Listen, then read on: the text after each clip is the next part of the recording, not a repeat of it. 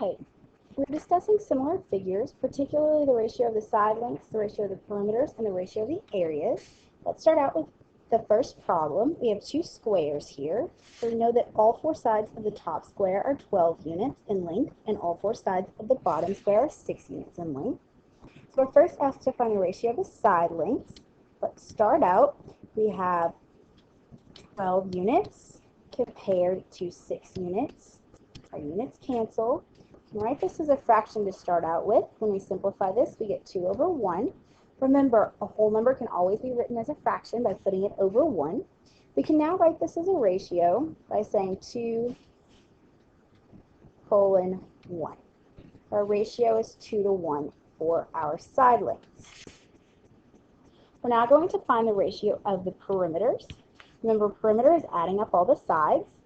So for the top square, we have 12 plus 12 plus 12 plus 12, which gives me a total of 48 units. For the bottom square, we have 6 plus 6 plus 6 plus 6, which gives me a total of 24 units. So if we make a fraction here, our units cancel, and this reduces, once again, to 2 over 1, which we can write as 2 to 1. Let's fill that in for part B.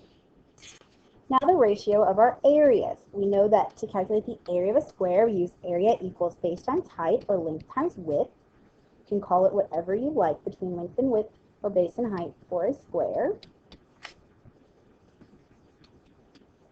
For the top square, we have 12 as both our base and our height, which gives me an area of 144 units squared.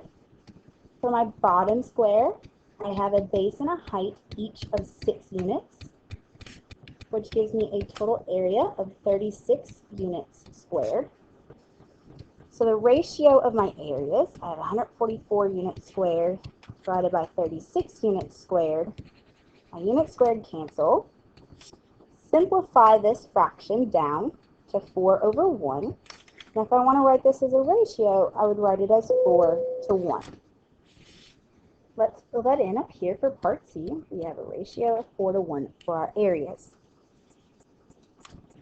For the second problem, we have two parallelograms.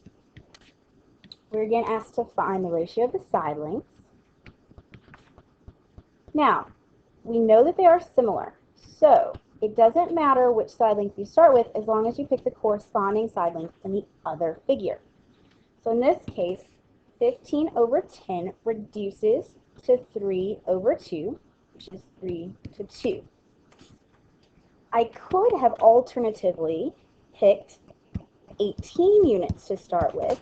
That would have been compared to the 12 unit side of the smaller figure.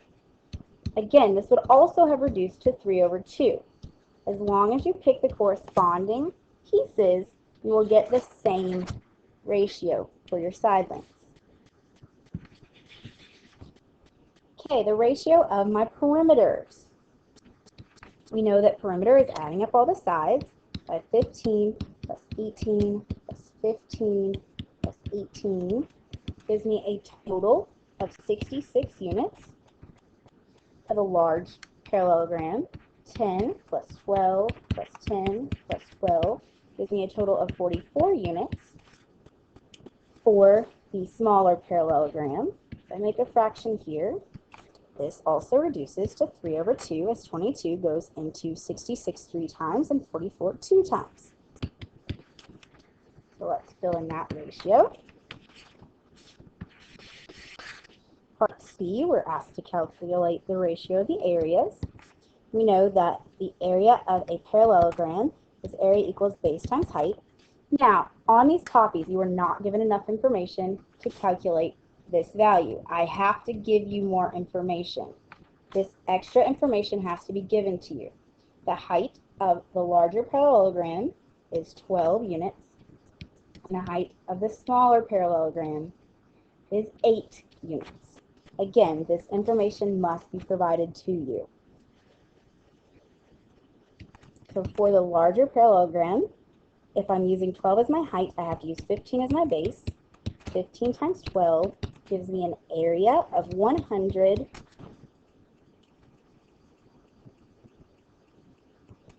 units squared.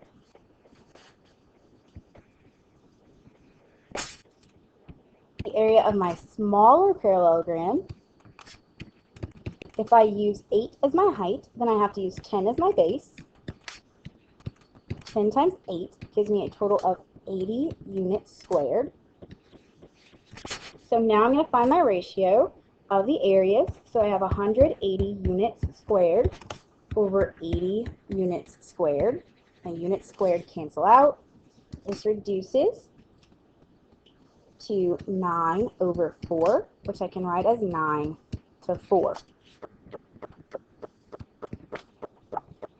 Let's go down here to our chart.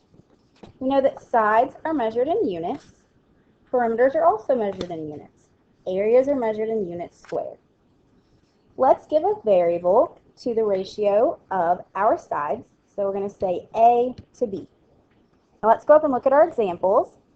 If we use A to B for the ratio of our side lengths, this is exactly the same ratio that I get for the ratio of my perimeters.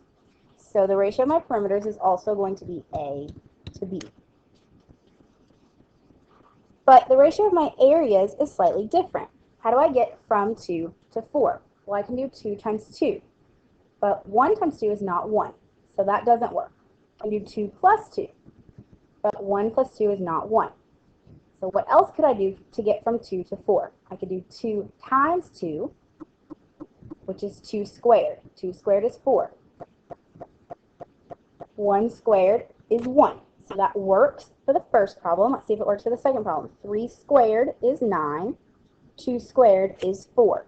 So the ratio of our areas is A squared to B squared.